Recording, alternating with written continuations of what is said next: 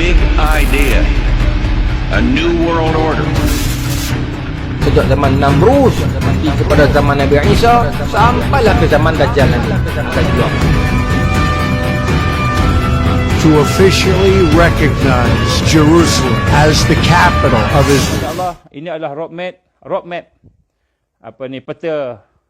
peta jalan yang telah pun diberitahu oleh beberapa pimpinan mereka dalam occasion yang tertentu.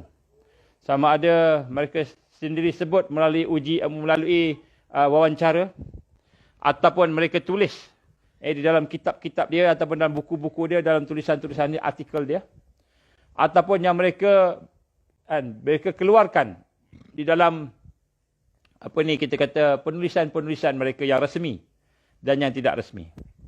Jadi apa yang saya nak cakapkan di sini adalah apa yang mereka rancang nak buat. Sekadar input yang saya dapat petik daripada gabungan. Termasuklah Bill Gates cakap, Henry Kissinger cakap, adalah lagi Prince Charles cakap dan sebagainya. Mereka cakap, banyak orang lagi cakap. Yang kita cuba point-formkan dia supaya kita nampak dan supaya kita boleh bersedia secara spiritual, secara mental dan secara fizikal. Jadi ada orang tanya kepada kita, macam mana kita boleh tahu benda-benda macam gini kan? Macam mana kita tahu benda-benda macam gini? Tidakkah perkara ini merupakan macam satu yang kita kata pelik lah. Macam dia cerita dia punya perancangan dia, strategi dia. Kan, strategi dia. Baik, saya nak sebutkan sini tuan-tuan. Mereka dah keluarkan statement-statement, kenyataan-kenyataan semuanya. Kan, ada beberapa sebab. Yang pertama sekali, kerana mereka ingin melihat, nak test apa respon daripada percakapan mereka. Contoh, dia kata akan berlaku reset economy and global reset. Contoh, dia kata WEF kata, World Economic Forum kata, Prince Charles pun kata, Henry Kissinger pun ada cakap. Ramai cakap. Jadi kenapa dia cakap? Macam seolah-olah dia dedahkan kelemahan dia, perancangan dia, strategi dia. Ada berapa sebab? Yang pertama tuan-tuan, kerana dia mahu brainwash dan melihat respon daripada massa dunia ni. Apa yang buat? Sekiranya if the response from general, sekiranya reaksi daripada orang awam dunia ini positif, maknanya dia orang tak kisah. Big reset, bagus, okey, tak apa. Maka dia akan teruskan. Mana dia kata majoriti suka. Majoriti dah tertipu dah kena tipu dah. Dah kena cocok hidung dah. Kita buat, tak ada masalah. Itu nombor satu. Dia nak test, nak tengok. Ini bentuk-bentuk brainwashing. Yang kedua, dia kata if the response from the mass is negative. Sekiranya respon tu negatif. Sekiranya respon itu adalah negatif. Orang semua bilang, tak boleh lah kita ni, COVID-19 ni, dia kata, 40,000 doktor-doktor, ratus ribu saintis semua menentang. Trump pun menentang. COVID-19 semua menentang. CDC pun menentang. CDC pun menentang. Center for Disease Control di Amerika pun menentang. Semua menentang contohnya. Maka sekiranya respon negatif, maka mereka akan perbaiki perancangan mereka. They will improve the plan. Ataupun dia akan execute, dia akan melaksanakan perancangan plan B, plan C, plan D dan sebagainya. Sebab tu dia cakap. Sebab tu dia kena cakap. Dia akan cakap.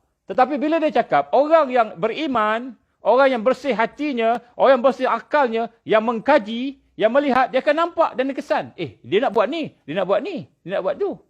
Kan? Ini orang yang cerdik. Kan? Dia akan buat ni. Jadi bila dia tengok respon negatif aja, maka dia kata kita kena tukar plan. Plan B, plan C, plan D. Kalau tak kita habis. Contoh. Ataupun dia kata kita kena improvise sikit plan kita. Improvise sikit, perbaiki sikit. Ni nombor 2. Nombor 3 ialah sekiranya ada challenge. Mereka dedahkan. Tiba-tiba ramai orang yang bangkit. Ramai orang yang menentang, opposition. Maka yang pertama, dia akan hancurkan orang yang menentang tadi. Maka dia kenal lah siapa orang tu. Ini orang ni duk cerita pasal konspirasi. Ini orang nombor satu. Sebab tu tuan-tuan, ulama'-ulama' di akhir zaman ni, kan, tak lama hidup dia. Sebab mereka menjadi sasaran. Tapi itu semua kuasa Allah, bukan kuasa dia, kan. Dia sasaran tapi tak semestinya boleh mati, boleh hidup. Itu nyawa Allah punya, kan. Tapi nak sebut situ. Sebab tu kita kenal siapa ulama', jumpalah tuan-tuan. Baiklah, buatlah hubungan dengan dia. Ustaz-ustaz kita, ulama'-ulama' kita ni, jangan biarkan dia dapatkan semaksimal ilmu yang boleh. Sebab akhir zaman ni mereka menjadi sasaran. Sebab tu kita kena jaga ulama'-ulama' kita ni. Terutamanya umur-umurnya dah. Umur dah 80-an ni. 70-an, 80-an ke atas ni. Kena jaga tuan-tuan. Sebab mereka ada pengalaman yang banyak. Ada ilmu yang banyak. Banyak panduan. Banyak panduan yang ada pada mereka yang kita tak ada. Baik. Sebab itulah. Sekiranya mereka lihat ada opposition. Ada challenge. Ada penentangan. Maka mereka akan get rid. Mereka akan buang. Hapuskan penentang itu. Dan pada masa yang sama mereka akan melakukan perancangan plan A, B, C, D, N sebagainya. Ini yang pertama. Kenapa dia cerita? Kenapa dia cerita? Sebab memang dia nak tengok. Dia nak brainwashing. Yang kedua tuan-tuan, kenapa dia cerita? Sebab pernah mereka menyatakan. Kenapa dia cerita? Kenapa tak takut cerita? Kenapa perkara-perkara ini didedahkan? Contoh. Apabila berlaku Clinton mendedahkan. Dia kata sebenarnya yang membentuk Taliban, Taliban Al-Qaeda ni, kita dulu pernah tolong mereka. Clinton dedahkan. Dia dedahkan. Kita pernah tolong mereka, tapi pada masa itu kita ingat, kita tolong mereka supaya mereka boleh lawan Iran. Nampak? Supaya mereka boleh lawan musuh kita, Iran. Masa tu Iran ada nuklear ke apa sebagainya. Ataupun supaya kita boleh lawan Rusia. Kita bina Al-Qaeda. Kita bina contohnya apa namanya ni? ISIS. Kita bina ISIS, Al-Qaeda, kita support dia. Kita bagi belanja sebagai senjata, bagi duit kat dia orang. Dia sebut. Clinton ada sebut. Hillary Clinton ada sebut. Tapi orang tanya kenapa? Sebab dia kata, kerana mereka ni akan membantu kita melawan Iran. Mereka akan membantu kita melawan Rusia. Contoh macam itulah. Memang disebut dalam dia punya kongres. Bila dia tanya, bila dah terdedah tu, dia dedahkan. Kemudian contohnya General Dick Cheney, saya tak ingat siapa nama general tu. Dia menceritakan Wolf-Rees, dia menceritakan, dia kata apa? Dia kata mereka merancang akan menyerang 7 negara Arab. Dia pun sebut 1, 2, 3, 4. Dan kita tengok betul-betul dia serang sekarang ni, kan. Baik, tuan-tuan rahmat Allah. Kerana apa mereka dedahkan perkara itu? Kerana dia kata apa? Ni dengar perkataan dia. Ini sombong. Saya dah sebut kemarin. Sombong. Dia kata, everything is in place. Everything is in place. Maksudnya perancangan mereka semua dah duduk pada tempat-tempatnya. And nobody can stop us now. Kami dah terlalu kuat. Kami dah terlalu hebat. Semua dah ada di tempat-tempatnya. Semua dah tersusun. Maka tak ada orang boleh nak kalahkan kami. Nombor 1 sebenarnya ni. Bukan nombor 2. Mereka ni sombong dan takbur. Memang dia saja cakap. Sebab dia kata, everything is in place. And nobody can stop us now. Jadi, tidak ada apa-apa yang nak ditakutkan. Jadi sebab itu tuan-tuan rahmatullah, jangan ingat bila ada benda-benda macam tak akan ada cerita benda-benda yang dia nak buat, kan. Macam bodoh. Tak, bukan bodoh. Dia pandai. Kita yang bodoh. Sebab kita tak fikir. Kita baik sangka dengan musuh. Buat apa nak baik sangka dengan musuh? Buat apa nak baik sangka dengan musuh? Allah dah gambarkan musuh ni dia menipu kita. Kita baik sangka dengan musuh buat apa? Kan? Tapi kita kena baik sangka sesama Islam, kena baik sangka. Ini sama Islam kita tak baik sangka. Kita tanya siapa dia lah, credibility dia lah. Dia cakap ni, kan, ustaz, biar cakap ustaz je lah, tak payah cakap sains. Kan? Kalau dah ustaz tu cakap ustaz je lah, cakap Quran cukup lah, hadis cukup lah, tak payah cakap sains. Tak payah cakap pasal perubatan. Orang doktor pula tak payah cakap pasal hadis-hadis ni, Quran-Quran ni. Dah doktor, kita yang buruk sangka. Kita buruk sangka dengan sesama Muslim. Tapi dengan orang kafir, orang bukan Islam, yang memusuh Islam, kita percaya. Betul lah dia cakap macam gini. Kita kena buat macam gini lah. Kan ekonomi kita nak kena buat macam ni lah, kena ikutlah. Kita kena buat ikut, baik sangka dengan musuh. Ini masalah-masalah yang dihadapi kerana kita tidak memahami hakikat bagaimana sepatutnya kita berada di akhir zaman. Kita berada dalam keadaan yang fitnah semakin memuncak, semakin memuncak. Tuan-tuan, saya nak bacakan cara lebih kurang secara ringkas. Masa kita tak banyak. Saya sebut tadi masa tak banyak. Baik, yang pertama sekali tuan-tuan, daripada percakapan mereka, perancangan mereka. Ini bukan untuk saya nak takut-takutkan tuan-tuan. Kita nak dedahkan supaya kita bersedia. Jiwa kita bersedia. Mental kita bersedia. Tindakan kita bersedia. Macam mana persiapan? Nanti kita bincang. Siri kemudian. Nak buat apa? Jangan buat apa-apa yang mendadak lagi. Saya cerita ni untuk kita nak preparation saja. Baik. Yang pertama sekali tuan-tuan. Yang pertama, fasa-fasa lockdown dan restriction akan bertambah. Lockdown akan bertambah. Jadi ini kita kena anticipate. Anticipate ni apa? Entah bahasa Melayu. Kita kena anggapkan begitulah akan berlaku. Kemudian digambar di sini bahawa kematian yang disebabkan oleh COVID juga akan bertambah. Ini digambarkan oleh Bill Gates contohnya.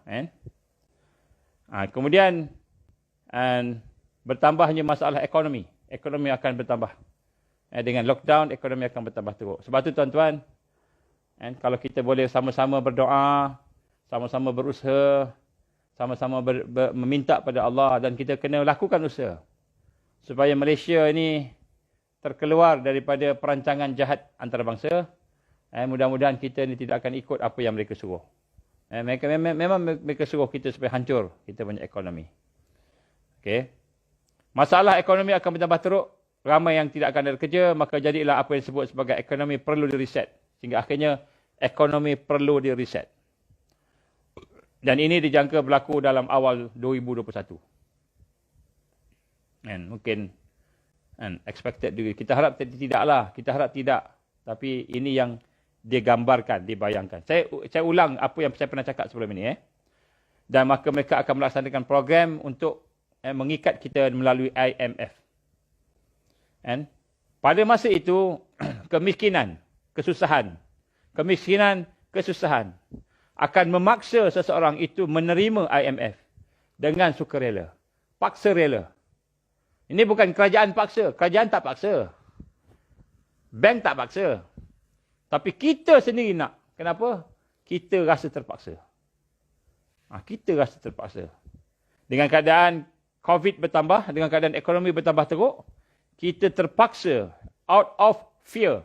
Daripada ketakutan yang ada dalam hati kita. Sebab tu kita kata tadi, hati kita ni tak boleh takut dengan makhluk. Tak boleh takut. Kita kena tenang.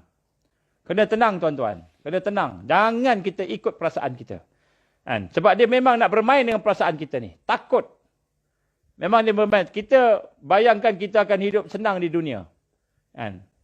Kita kena tengok senang di dunia di akhir zaman ni senang bersama kekufuran. Jadi kita kena hati-hati. Baik. Dia kata out of fear. Daripada ketakutan. Maka seseorang itu akan mengambil inisiatif ekonomi yang baru seperti apa yang digambarkan oleh IMF ataupun WEF, World Economic Forum. Kemudian akan berlaku pertambahan penyakit. Penyakit akan bertambah teruk, COVID bertambah teruk. Dikatakan ada third wave, fourth wave, di mana akan digambarkan berlaku mutasi. Akan berlaku mutasi dan menjadi COVID-21. Dia akan panggil mungkin COVID-21. Kalau benda ini dah terdedah tuan-tuan, mungkin dia tukar COVID lain pula. Tak tahu. Tapi disebut sini COVID-21. Ini disebut oleh Bill Gates sendiri. Maka makin takut. Orang makin takut. Makin takut. Dan kematian juga makin banyak. Tuan-tuan, kematian makin ramai. Tapi kematian ramai sama ada statistik sahaja ataupun betul tak betul tu. Itu saya pun tak faham. Tapi nak sebut sini, dikatakan bahawa kematian makin ramai. Sekarang ni kita kata orang test positif ramai. Tapi mungkin satu ketika dengan adanya COVID-21 makin ramai mati. Makin ramai mati. Mungkin Februari ke atas. Tuan-tuan rahmat Allah Ta'ala, Bill Gates pun telah menyatakan, dia kata ini adalah bioterrorism. Dia sebut bioterrorism. Bila saya sebut ni, dia sebut. Bioterrorism. Dan untuk minimalkan bioterrorism, dia kata, kita kena adakan vaksin. Itu dia sebut.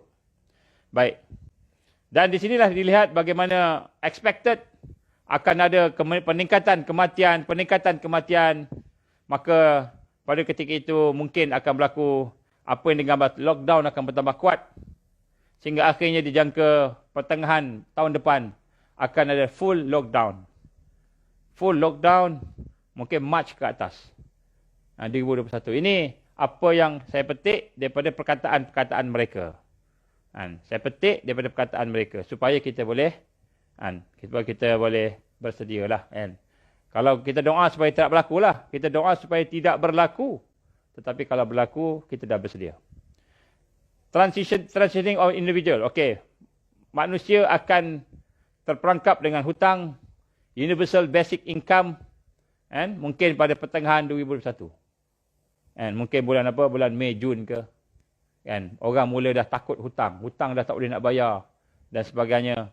Maka pada ketika itu, Mei, Jun tu mungkin akan ada tawaran-tawaran baru daripada pihak antarabangsa. Kepada bank negara. Dia akan pergi ke bank negara dulu. Lepas bank negara akan turun ke bank-bank biasa. Bank turun ke kita. Kemudian yang lebih menakutkan tuan-tuan yang saya melihat dan saya dengar percakapan mereka itu, expected late quarter, second quarter. Second quarter ni maknanya apa? Maknanya mungkin bulan Jun, Julai ke atas. Jun, Julai ke atas. Dia kata supply chain breakdown. Supply chain breakdown. Import-export akan breakdown. Inventory shortages. Akan berlaku kekurangan dari sudut makanan. Kekurangan dari sudut expected late. Kita kata quarter second quarter maknanya Jun, Julai ke atas. 2021. Kemudian akan berlaku pergerakan tentera. Bahkan banyaklah untuk kita kata metropolitan area, kawasan bandar-bandar. Expected the third quarter. Kemudian tuan-tuan rahmati Allah, 2022 dijangka akan berlaku sesuatu yang besar pada ekonomi dunia 2022. Dan untuk itu ekonomi dunia akan jatuh, digambarkan akan jatuh. Dan kemudian dia akan datang untuk melegakan dengan dipanggil program a total debit ataupun a total debt relief. A total debt relief. Ini disebut. Tuan-tuan rahmati Allah SWT, saya sebut ini mudah-mudahan tak berlaku. Mudah-mudahan tak berlaku. Tapi sekiranya berlaku, kita kena bersedia. Hati kita, fikiran kita. Nombor satu, saya sebut tadi, persiapan jiwa. Jiwa tak nak takut, tuan-tuan. Jangan takut. Ini semua perancangan dia. Jangan takut. Allah ada. Wa makaru wa makarallah. Wallahu khairul makirin. Mereka rancang penjahat. Allah pun rancang. Dan perancangan Allah terbaik. Maka bila kita bergantung dengan Allah, Allah akan bagi kekuatan. Kemudian ada masalah lain lagi.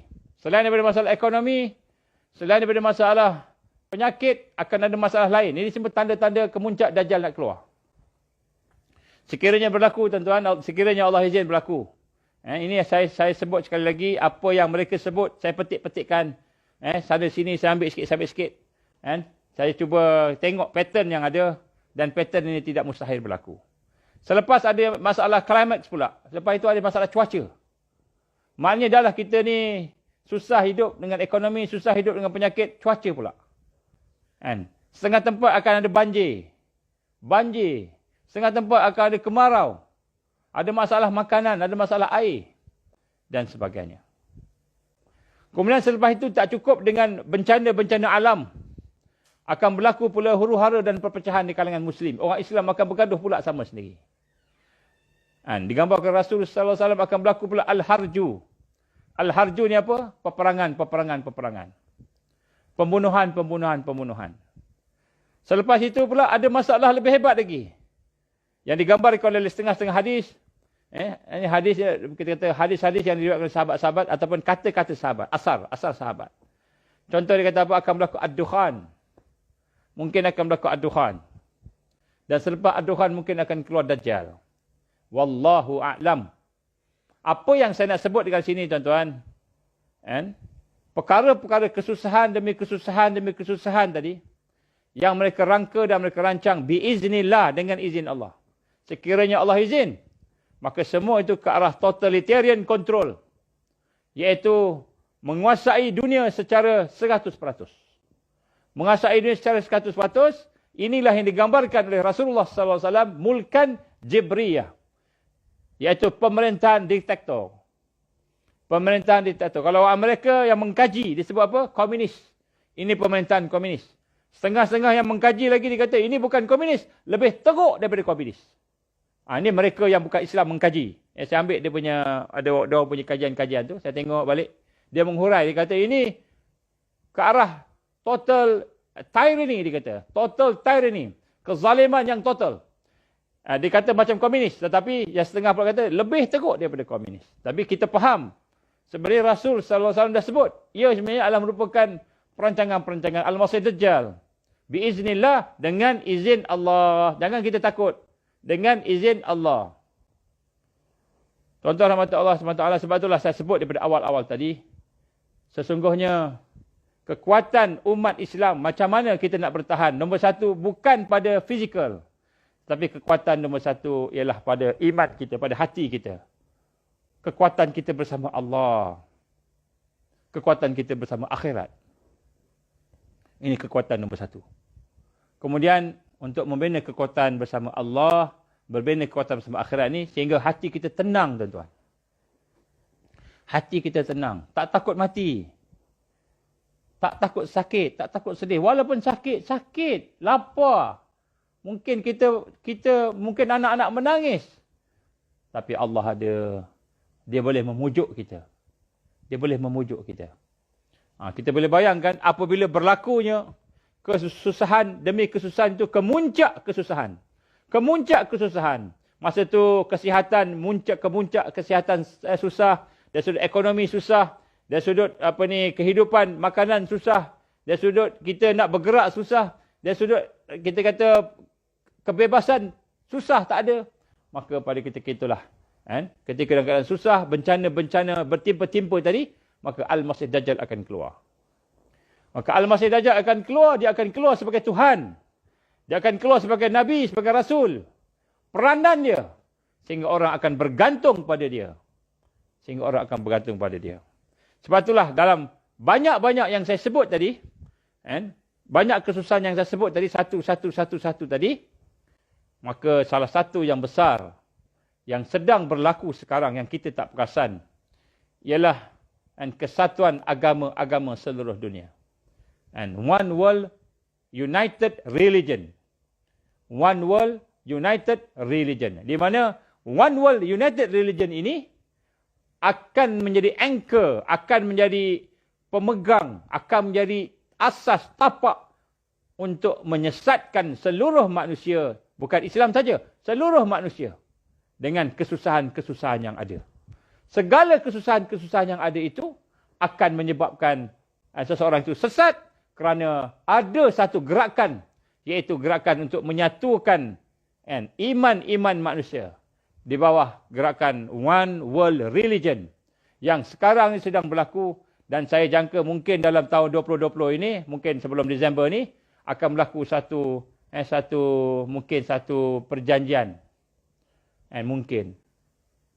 Wallahu a'lam. Mungkin tahun 2022. Wallahu a'lam. Sebab tahun 2022 memang dia orang cadang nak bina Haikal Sulaiman tahun 2022. Dia orang cadang. Dia orang cadang.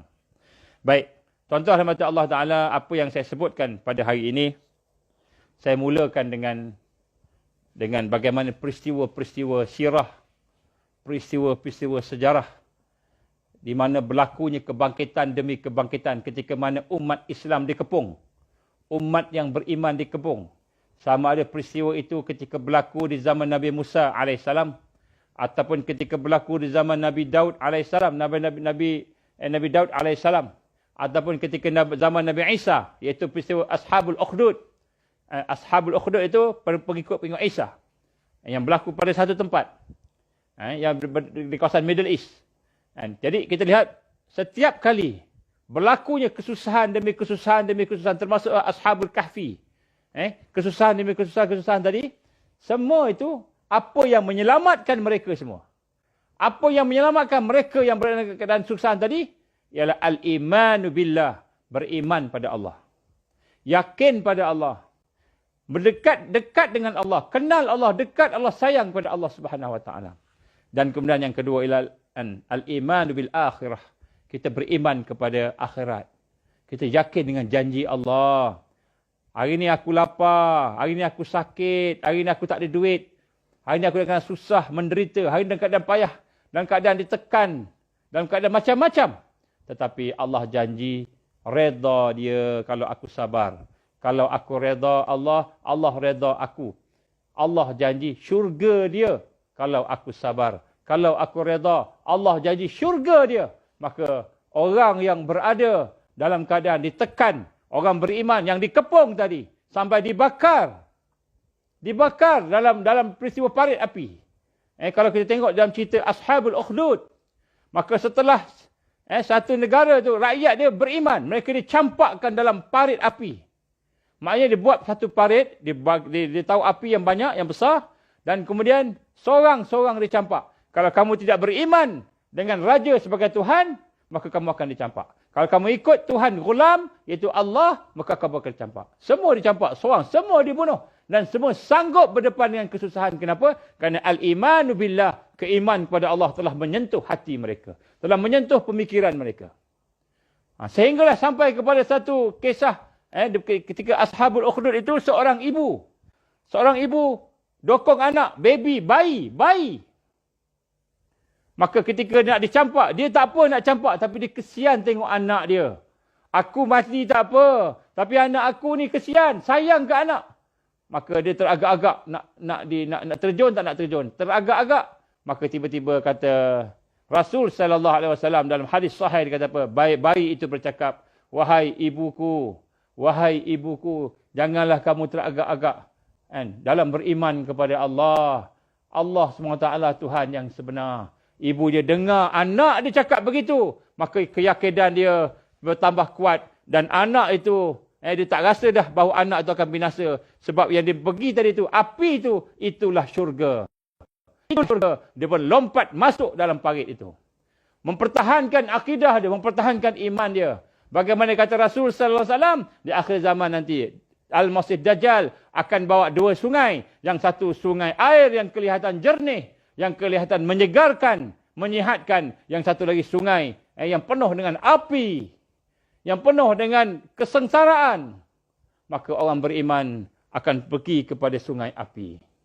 Kerana kata Rasul, yang api itulah syurga, yang air itulah neraka Allah, yang panas, yang hebat azab dia di sisi Allah Subhanahu wa Ta'ala. Tapi macam mana kita nak bangkit? Macam mana kita nak bersama dengan kebenaran Allah? Kita kena kembali kepada Quran, kena kembali kepada tarbiyah Rasulullah sallallahu alaihi wasallam. Insya-Allah tuan-tuan dan puan, kita akan sambung pada masa akan datang. Insya-Allah kita akan sentuh lagi bagaimana cara kita nak membina kekuatan kita sebagai solusi di akhir zaman untuk membina draft kebangkitan. Perancangan kebangkitan di akhir zaman.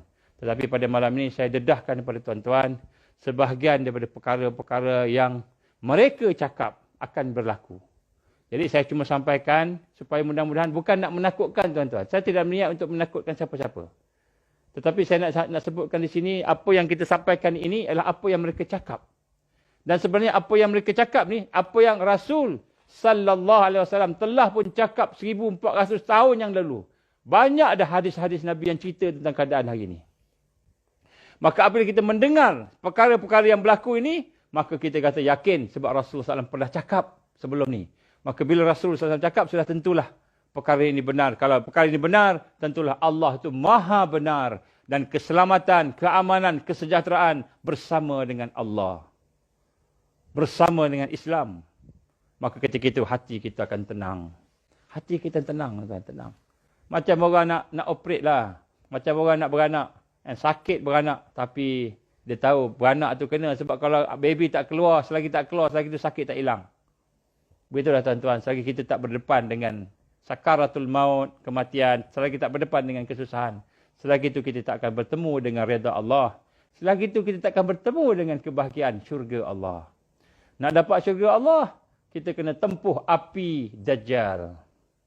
Nak dapat syurga Allah, kita kena tempuh sakit, lapar, penyakit-penyakit yang menakutkan, perkara yang menyebabkan gelisah. Sebelum kita jumpa syurga Allah, kita akan berjumpa dengan perkara-perkara yang mungkin menyusahkan hidup kita. Tadi kita berdoa kepada Allah Subhanahu Wa Taala supaya yang pertama sekali perkara itu tidak berlaku. Dan kedua, kalaulah Allah izin berlaku, maka kita doa supaya kita mempunyai kekuatan untuk berhadapan dengan iman, berhadapan dengan kekuatan takwa, dengan Islam yang kita pegang, genggam, sebagaimana Rasul sallallahu alaihi wasallam gambarkan, genggam bagaikan bara. Kita genggam walaupun terbakar tangan kita, tetap kita bersama Islam. Itulah insya-Allah sikit sebanyak pada malam ini. Insya-Allah kita akan sambung lagi tentang solusi, kita akan bincang tentang perancangan-perancangan dan sebagainya. Nak duduk kat rumah macam mana, nak duduk keluar daripada kampung-kampung ke apa ke, kita akan bincang insya-Allah.